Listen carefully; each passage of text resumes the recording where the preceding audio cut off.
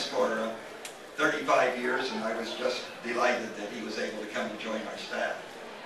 I want to thank you all very, very much for being here today. You know, I was just thinking I was green before it was cool to be green. 30 years ago, I was building solar houses here in Frederick County.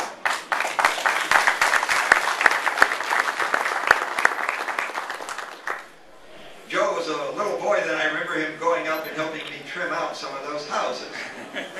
Yeah, he was really a little boy 30 years ago, and that's when I was building those houses here in the late 70s and the early 80s. We were building houses here. You know, there are three groups that are concerned about what we're doing today, and all three groups are here.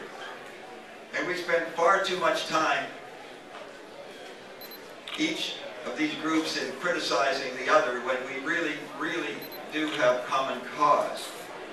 One of the groups here that those who believe that our use of fossil fuels releasing all this carbon dioxide that was sequestered over very long time periods in the past is changing our weather, maybe warming our climate, certainly producing climate change. What they want to do to solve that problem is to use less fossil fuels and move to renewables. Then there is a second group.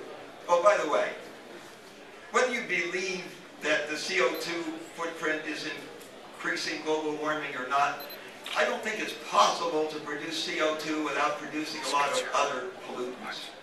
I think our air is dirty enough, thank you. I'd like it to be cleaner.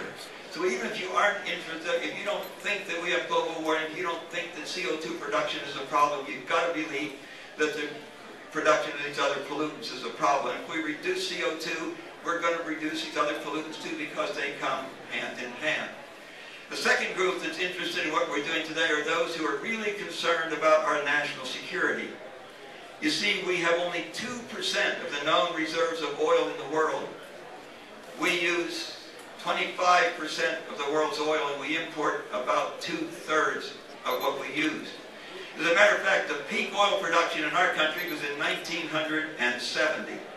And no matter what we've done since then, we've not been able to make M. King Hubbard out a liar who predicted 14 years prior to that we would be peaking in 1970.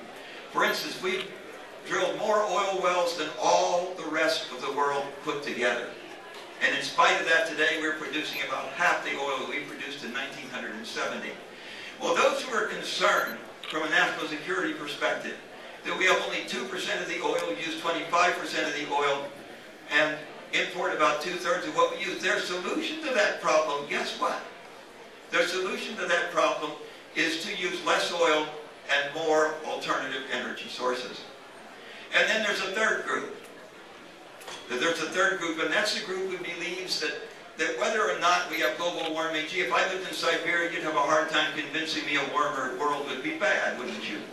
So it will be a different world. I don't want to run the risk, by the way, that it might not be a very much worse world. And the heirs may play nice and give us oil until it runs out. But the one thing that you will not get over, and that is the fact that oil is finite. The two entities in the world that track oil do a very good job, the IEA and the EIA, one a part of our Department of Energy, the other associated with OED in Europe, both have oil production flat for the last 3 years.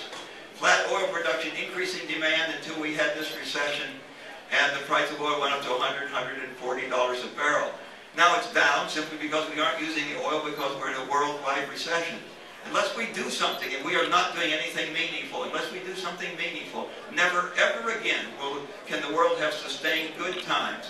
Because if we start to have good times again and demand for energy goes up, oil is going to spike. $150 a barrel may be a very low price in the future. And guess what the solution is to this problem?